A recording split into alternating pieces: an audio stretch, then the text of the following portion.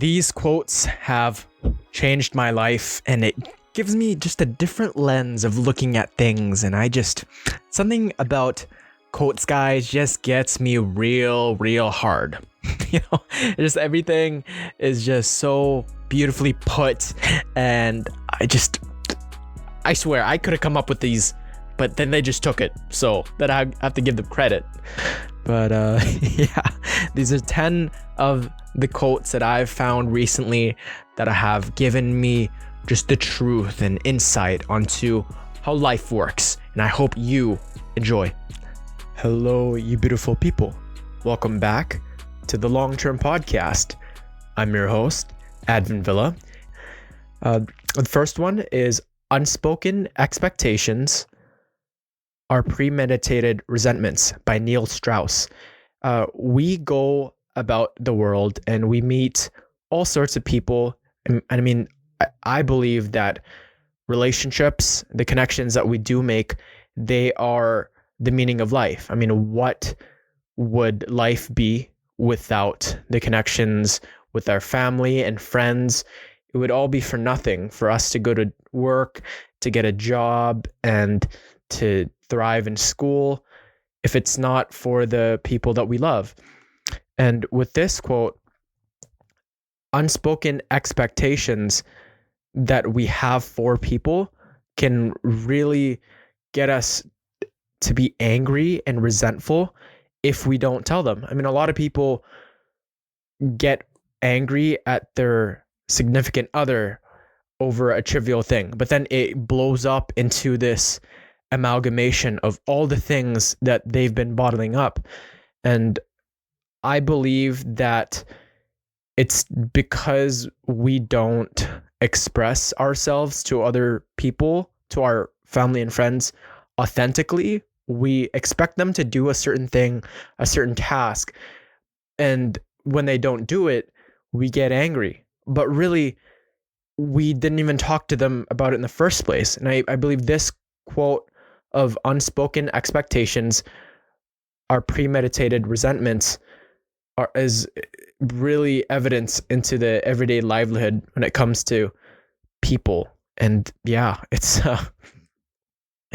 something that I've just really seen in my relationships and other people's relationships. So make sure you tell your loved ones and the people that you care about, or even your friends or people that you have you're building something with, people in your company, people in your surroundings. People can't just guess what you're feeling. Maybe some are better than others, but we won't really know for sure what you're thinking unless you tell that person, whether it's you expect them to arrive at a certain time and hey, maybe you're being late most of the time, and that's something that you really want. There's boundaries, and that's something you need to discuss with the people in your life. Number 2, for some to love you, some must loathe you. J.K. Rowling. We all want to be loved, and we all want everybody to praise us and to be our friend, but that's not the case. And my friend Adri, actually, he told me that, okay, this logic doesn't make sense, because if you like everyone, then sure, maybe you could expect everyone to like you, but you don't like everyone. There's always that some person that just maybe rubs off the wrong way, or maybe has actually wronged you, and you're never going to please everyone. And for you to put yourself out there, you must risk being vulnerable, and you have to risk being hurt. So for you to dish out love and for you to receive love, you must get hurt, or it's not you must, it's inevitable, and just law of probability. The more you try with people and you meet new people, just the more chances of you getting hurt out there, and that's just life. Number 3, consider how hard it is to change yourself, and you'll understand what little chance you have in trying to change others, by Jacob M. Braude. we all want people to be just like us. We want our brother, our friend to just grow up and stop doing this bad habit. Stop playing video games late in the night. Control your eating. Get your school work done first. Don't give in to your anger. But rarely do we look in the mirror and go, how can I improve? And once I've actually realized that it's so much harder than we realize changing ourselves, then you have a little bit more empathy to the people that are struggling, to the family and friends that do try every year. Maybe they make their New Year's resolution and maybe they fall short, or maybe they say they're gonna study more in for this semester, but then they end up just playing video games, they're smoking more, or but we just have to be understanding. And what I've learned is never in your life are you gonna be influenced by somebody that's chastising you, that's being angry. You're gonna be forced to do it, yes, but it's not long-term commitment. It's not that long-term change where it's willing. You can force your sister, your mom, your dad to eat healthier, and you can get angry for at them for doing that act, but it's only going to be short term, and that builds resentment.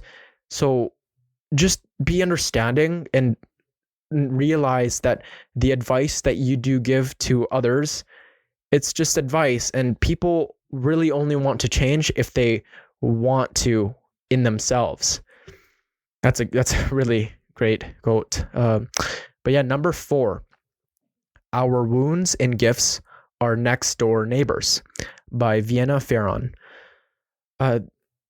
Often the things that make us who we are, whether it's that skin condition, whether it's that disability or that traumatic event, and while it's unfortunate that happened, it's unfortunate that that traumatic event occurred in your life, and nobody deserves to just be abused like that. But you wouldn't be who you are if it weren't for these things. And it's the gifts that we do have and the resilient mindset, it's all a result of kind of that wound opening up and feeling like the world is on our shoulders and feeling like nothing is going to get better, but then actually figuring out a way and finding out that there is light at the end of the tunnel.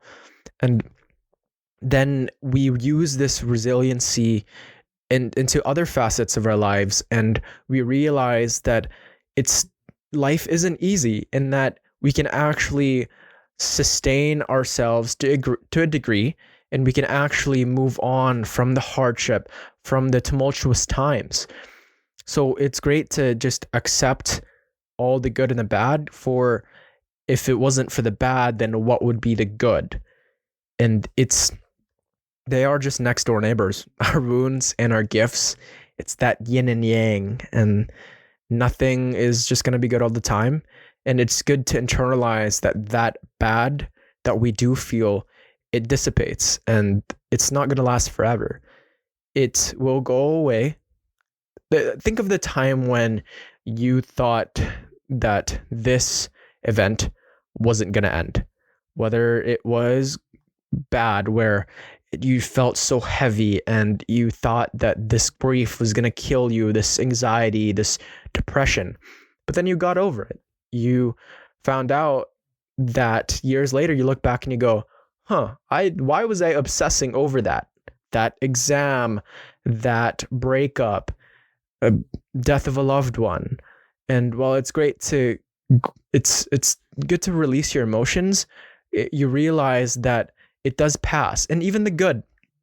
Think of that time when you went to that recital after you practice, and then you practiced, or that game, that sports game. You give it your all, and you muster up the courage to get out there, whether it be soccer, basketball, hockey, and then you finally did it. Maybe you win or you lose, but you gave it your best, and you were so anxious over it. it's just everything eventually ends, and it's great to just accept the good and the bad. Quote number 4: familiarity breeds contempt. And this one really speaks to me, because the more we become familiar with our loved ones, with our friends, we get to see their flaws, and we build up that contempt, and we see the wrongs, and we forget that there's so many rights. And it's good to keep in mind that we have to be kind, and that the relationships that we do have, we shouldn't take them for granted, and we shouldn't get into this thought loop of the wrongs that they've done. And it seems to be, it's the irony for the closest people that we have in our lives tend to be, in a lot of cases, the ones where we fight the most. It's because we know this person so much, where we see their mistakes and it's repetitive, and we lose patience. But it's good to internalize that our loved ones and our friends, sure, we've been with them for a long time, they will die someday, and we're going to look back, and we're going to wonder, what if I had just been kinder to them? What if I just taken it slow? Maybe we would have been smooth sailing. Maybe it would have been a much better relationship. And yeah, I think going back to connection, that's all we've got. The friends and family that we do have. And I know it's so easy for you to see the wrong in your brother or your sister. Maybe they lie a lot. They're just growing up, but it's good to understand that they're just going through their life as well, with all these responsibilities that they have to juggle, with societal expectations, with insecurities, with fears, with ruminations. And there's just all these things that plague our minds. And it's good to remember that our family and friends are not immune to life. Life is chaotic, and that's what I always say in this podcast. And yeah, we just have to be understanding. And yes, it's that we're gonna see the wrong in our family. It's familiarity breeds contempt, but it's great to keep in mind that they're just people as well, and it's to be patient. Quote number 5: to have an exceptional love life, we also need to cultivate a love for life. Matthew Hussey. Before you love others, I know it's very cliche, you have to love yourself. And what do I really mean by that? I mean, if you go and on dating apps, or maybe you go on an event actively seeking someone, and you haven't resolved the inner self, if you don't like what you see in the mirror, if you're constantly going, how could anyone love me? How could I even love myself? If you're looking for outside validation, then it will result in catastrophe, because you're going to become resentful to that person when they don't feel that void, when you still feel empty, and you invite them into your life when you expected them to be the answer. When they're not going to be the answer, it's going to be you. Before you can love others, you have to accept all the little quirks that you've got, all the insecurities, and all the little moles and warts. Only then can you invite people in. Because if it's all messy in there, and people are constantly tripping over, they're gonna trip, and it's gonna be all messy. So make sure your inner self is in order before you love other people. And I'm no expert, but I see it all the time, where people fill this void with other people, and it doesn't work out, because they just eventually it just cascades, and it just explodes, and it ends up all messy. Quote number 6: if you think this is the worst thing that could happen to you, That is a failure of your imagination. Sam Harris. We all think that this life dealt us a bad hand. Maybe it's because our mom isn't as loving, our dad isn't as supportive, maybe we aren't as smart, maybe our IQ isn't as high enough to be a doctor, and we blame our genetics. Maybe there's just some guy bigger at the gym, maybe there's somebody faster in the marathon, and you see all these things and you look at yourself in the mirror and you go, wow, I have a bad life. The worst things happen to me, and wow. And you complain, but really that is not the worst thing that could happen to you. Get creative with it. I mean, what is the worst disease? You could say maybe cancer, you could say meningitis, maybe you could say diabetes. Okay, maybe you do have that. But then relational wise, maybe you have a loving family. But what if you didn't? What if you didn't have a functioning mind? Maybe you had, FASD, like fetal alcohol syndrome disorder.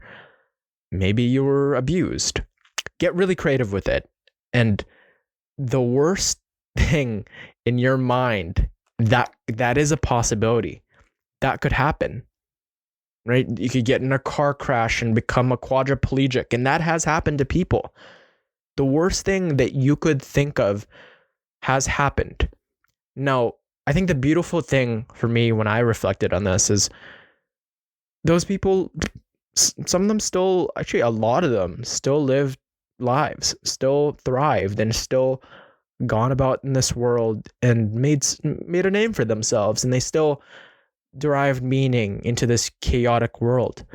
They didn't let that accident or that disease or whatever happened to them stop them.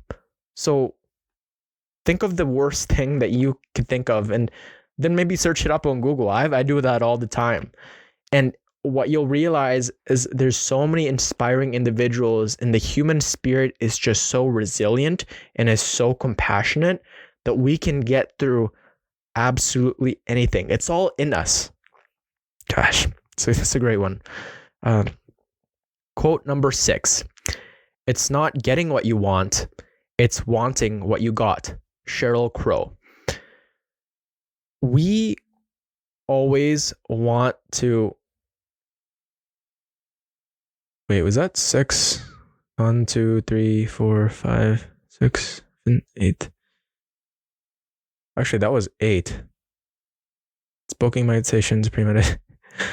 I'm losing track here. Okay, the Sheryl Crow one, that was number 8.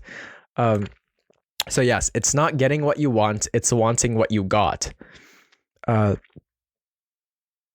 We all strive for that degree, for that 6-figure job, for that perfect body. But once we get there, it always just dissipates, because then we're gonna want something more.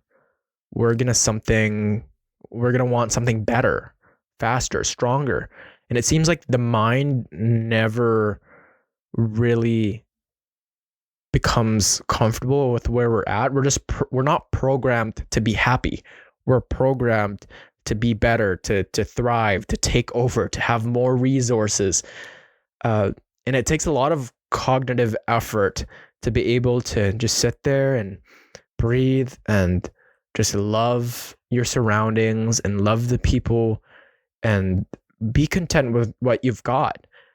And this is granted you have all the resources, the basic necessities taken care of, like food, shelter, water, and you realize, if you're listening to this and you got this far, you're probably a person that has the privilege to listen to this, to listen to me.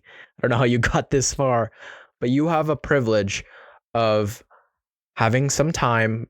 And I think usually people listen to me when they're driving, when they're at the gym, something where they're doing something else. And you have that luxury.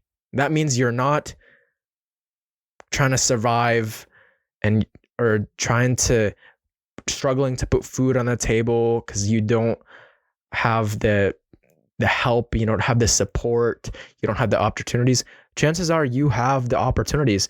And as long as you put progress into it, it's sure you want to strive for more, but it's, you look around you, remind yourself of what you have, of the family that you have, of the friends, of the healthy mindset, of the body. Something great is, if you look for it, it will come up. Like, you are loved, and there are people who look forward to seeing you, and you are special and you're unique in your own way.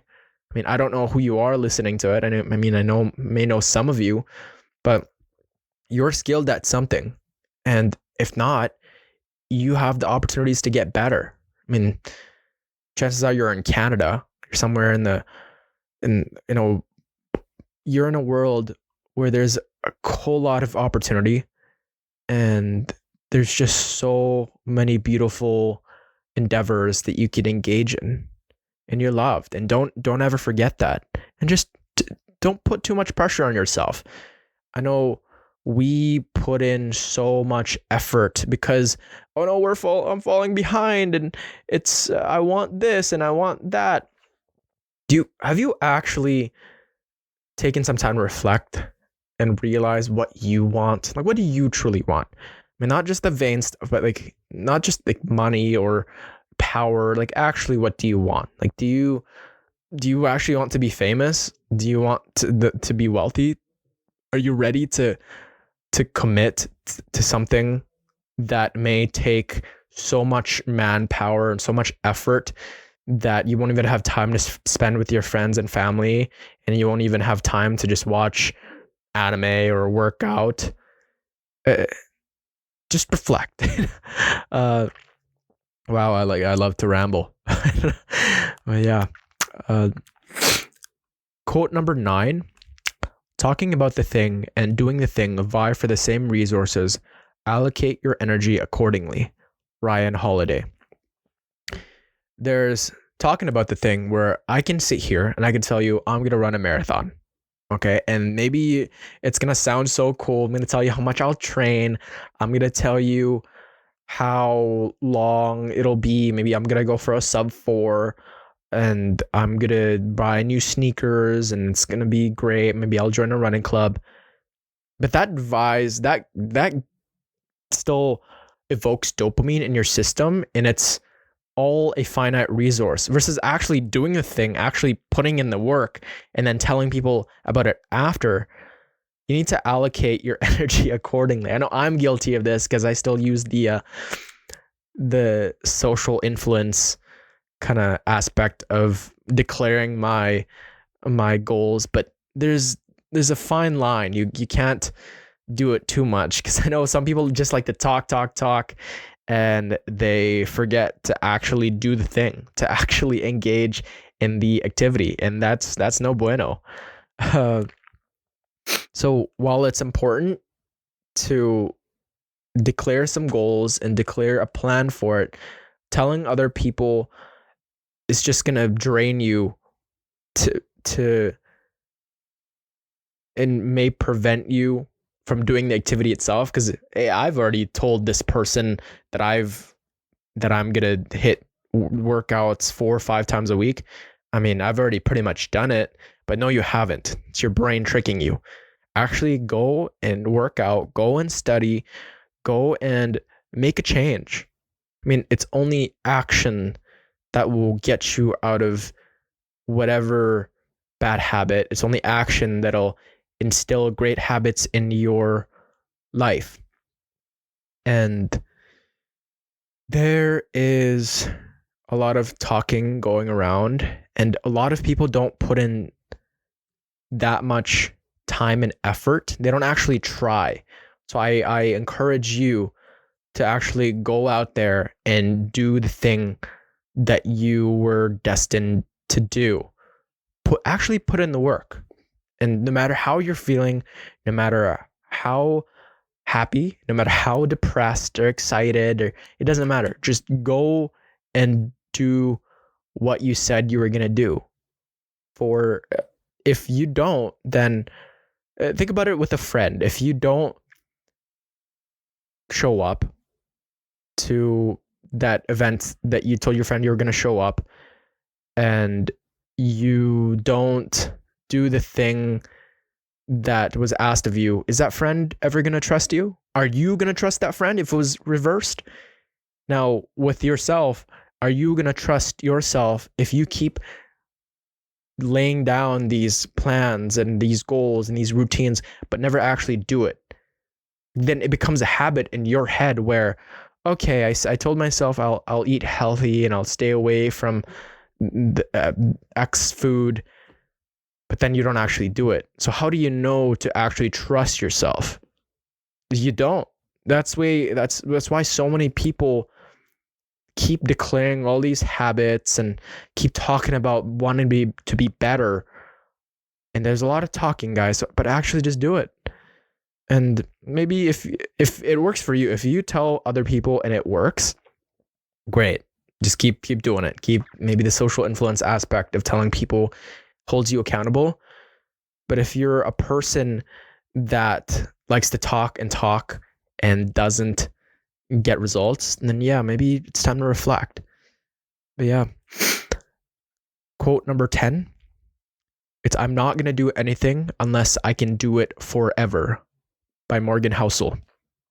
And I love this one because if you think about people's New Year's resolutions, if you think about people's kind of habit formations, they make this 3-4 month plan, and then after that they're done. A lot of people just quit. Oh, I've already attained it.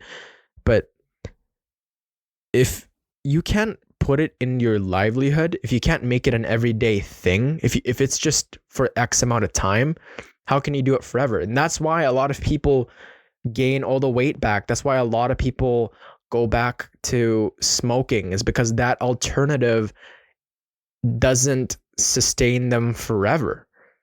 I mean, when you view something, I like to view it with the lens of just, if I can do it every day, then I'm gonna do it. But if not, then maybe I reflect on it. Is this something where it's net positive? Is this something where I can actually, sustain this? And yeah, when it comes to podcasting, when it comes to working out, when it comes to some friendships, I want to make sure I do it forever. And sure, there are certain things where it's not, you just want to try it once, and that's great.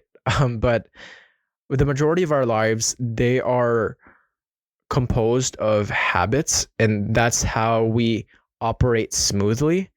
And that is how we structure our lives with the least chance of failure, is if we just take some time to be consistent with something, 30 minutes a day, and you'll find that you can finish that book and you can keep up that health habit every day, and you can do anything.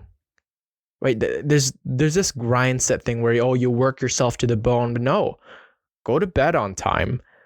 Do the things that you need to be healthy for a long period of time. Because if you have someone that's running 10Ks every day, yeah, in the short term, maybe their knees are gonna give out, and maybe they're a hot shot. Yes, everybody's going, wow, John is running 10Ks. He's an absolute goat. He's in a beauty. But then it just lasts a year. Versus Jimmy, and Jimmy has only been going 5K light jogs, but he's done it for over 10, 20, 30, 40 years. He's going to live longer. He's just going to have a better health outcome, and he's going to merit all the benefits of consistency. And this is going to flood into other areas of his life. And I don't know if that made sense. Forgive me, but essentially the habits that you should take on majority of them should be forever.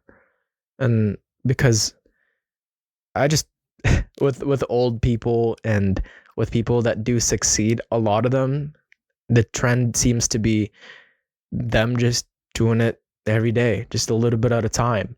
And it seems that the hardcore people, the people that work themselves to the bone, who don't take a break, burn out, and then they're the ones that get sick, and they're the ones that lose their friends, and they get in fights with their spouses because they're not thinking of the long term. They're not thinking of 10, 20, 30, 40 years in advance. They're just thinking of the benefits right then, a year from now. No. Life is so much more than that. So if you're struggling right now, just know that as long as you put in the work, you will bear the fruits of your labor. Whether it be you're just coming to the gym and maybe you don't have as much self-belief as you wanted and you don't have as much confidence, still put in the effort. Just be consistent. Read that book 10 minutes, one page. And over time, you'll develop the skill of just sticking it through. And maybe you're not getting the best grades, but still you try. And it doesn't matter how many times you get knocked down, as long as you get back up. As long as you get back up and you keep on going. And that's always what I tell myself on the rough days. And I do have a lot of rough days, especially in the winter. Just this seasonal depression. It's very real, guys. That's why I have a happy light, which is great.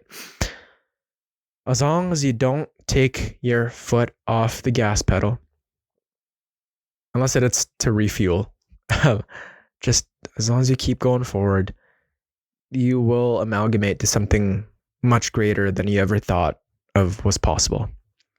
But yes, that is all the 10 quotes. And as always, to everyone listening and watching, there is a place for you in this chaotic world. Never lose hope, strengthen your faith, and keep it long term. Peace.